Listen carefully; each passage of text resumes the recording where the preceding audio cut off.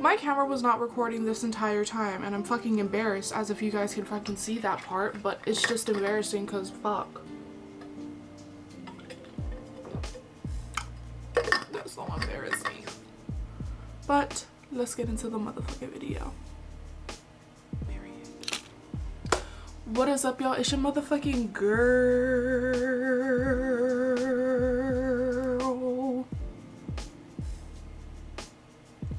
Me. We are back with a part 2 of this My UNLV series. School starts in a couple of weeks. Girl, I don't even know when school starts, to be completely honest with you, because yeah. This video is going to be on the topic of residential life / what it's like being a transfer student from Hawaii / out of state to a place where you have no family.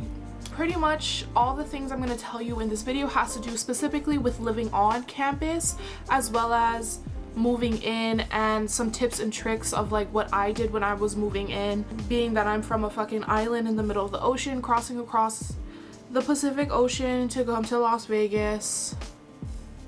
Okay, wait, I need to spray something because I lit a match in here and it smells like match. Okay, this first part is going to be pretty much tips for moving from your home state to your university if you're an out-of-state student. When I moved in, I had a lot of stuff. My main tip, honestly, is to get bed raisers and extra organization space. The closets are very small. I recommend you getting extra storage space, so like getting cubes from like Target, some extra drawers, like cheap drawers, like plastic drawers, to hold your clothes in, because that closet is not going to fit all the clothes that you're packing right now. I already know. Me being heavy on clothes and always finding something that I can't wear because I don't want to wear it because I feel like no. I don't know if that makes sense, but I had a lot of clothes. It pretty much fit relatively in my closet, but like my underwear, my panties, like all that stuff, I couldn't fit in my closet because there was too much underwear and socks and stuff like that. So I got organizational drawers, like cubes. It's currently in I also recommend you getting bed raisers. The bed is already pretty high. I do have to say, the bed is already pretty high, but I use bed raisers so that I could fit all my suitcases under there. I can fit all my extra food stuff, all the stuff, like my cubes, like I fit everything under my bed. Coming from a person who lives in the middle of an island, I pretty much brought my entire life with me because I'm gonna be up here for 4 years, and it's not easy for me to go back and forth to my hometown to get something because I forgot something. It doesn't work that way. It's too hard. I was more over-prepared than under-prepared. If you have too much stuff and you bought too much stuff that you don't need, you can go ahead and go to the store and return it if you haven't damaged or opened the box yet. On the terms of moving in, I suggest that you buy a wagon or some sort, because it's gonna be hard going back and forth carrying box by box by box by container by suitcase by container by box by plastic bag by trash bag, back and forth from your car to your room. Moving in is probably the most difficult part of living in the dorms, to be completely honest with you, because moving in takes so much more time than actually moving out. There's that, and it's also Las Vegas, so it's probably gonna be over 100 degrees, and then everybody else is also trying to move in at the same time as you, so it'll take a while for you to move in and actually get all of your stuff into your place. And then also there's also unpacking it and getting everything settled right after that. Yeah, it's a long process, so trust me, please get a wagon. I suggest you planning ahead. You can pretty much find the dorms anywhere. Like if you literally look it up, you'll probably find a good like vision of what the dorms look like, because somebody's had to have made a video on it, or UNLV probably has posted another tip. As a person who lived in Hawaii for a very long time, pretty much all my life, I suggest you finding friends outside of people from Hawaii. This is a personal opinion only because if you don't have a car here, you can have somebody help you with your stuff and moving in and stuff, driving you to get groceries, driving you to get clothes, whatever. And also, they'll probably know more about the state, wherever you're coming from, UNLV, more than people from Hawaii. It's common sense. While I know that you want to stay within the circle of Hawaii people, I suggest you branching out of that circle. If you stay within people from Hawaii, you'll have a higher chance of getting homesick, to be completely honest with you. I've met people who only would stay in their Hawaii circle, and then after that semester they transferred back home, or after that school year they transferred back home. Now let's actually talk about residential life, okay? So I actually have a set of questions ready. The first question is, what are the dorms like? Are there lounges, laundry, kitchens, or shared restrooms? So I'm gonna be honest here, the dorms were not for me because I've just had seriously bad luck with the dorms. The study rooms in Williams South, they were okay. Williams South is a little bit older. They haven't really put it up to date, really.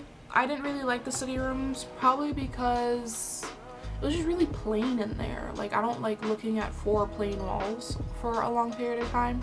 Laundry, in Williams South specifically, laundry is not in the dormitories. It's actually in the service center of the South dorms. So you'd have to walk to do your laundry, and they're okay. I mean, laundry is free, so it's free $99. They're okay. I just suggest don't overflow them with clothes, because if you overflow them, the washer might break down and it won't do the final spin. So when you pull out your clothes, it'll be filled with water. Some dryers, I don't know if they updated it, because like I said, this was my freshman year. They wouldn't really dry your clothes good, some of them. You'd put them on max heat for 60 minutes and they wouldn't dry, or they would burn your blankets. I don't know why they do this, probably because they were a little bit of an older version of a washer dryer. I don't know if they changed them out. That's just giving you a heads up. So yeah, the laundry was almost the same in Tonopah. The study rooms in Tonopah was actually a little bit better. They were a little bit bigger and they had really big windows, which I liked, so you could see like outside. They also had like a small couch that you could sit on, different types of tables, different types of chairs. It gave you a little bit more variety compared to Williams South. And the dorms are a little bit bigger. They're a little bit longer than South. South was pretty small. It was kind of cramped, I'm not gonna lie. Closet space was really small. You didn't really have that much room to make that big of a change in your room. Like, you could really only put your bed 2 ways, because if you tried to make it any other way, you wouldn't really find a space to fit. So yeah, and then Tonopah, it was a little bit longer, so you had a little bit more space to like move your bed around, see where you like it best, stuff like that. And the closets were actually a lot bigger. So if you were gonna choose your dorms, I suggest Tonopah. I've never lived in Dayton. Dayton is the freshman dorm. I didn't live there my freshman year. They put me in South. I don't know why, but they did. And then both Williams South, Dayton, or actually all the dorms like UCC, Dayton, South, and Tonopah, they all have private bathrooms. You share it with your suite mates. There's no community. Sometimes, actually, yeah, it's all private. Okay, the next question is, do certain dorms appeal to students with different interests, like a healthy living dorm? Yes, actually. So there are a bunch of different kinds of dorms. There is a Black students dorm, like it's predominantly students who identify as Black, African American. That dorm floor specifically is made for people who identify under that race/ethnicity, but it's not 100% exclusive to people who identify as Black or African American. Anybody can live there. If there's not enough people to fill up the entire dorms, they just put people wherever they can. Also, a dorm hall called Stonewall. Stonewall is specifically for the LGBTQIA+ community.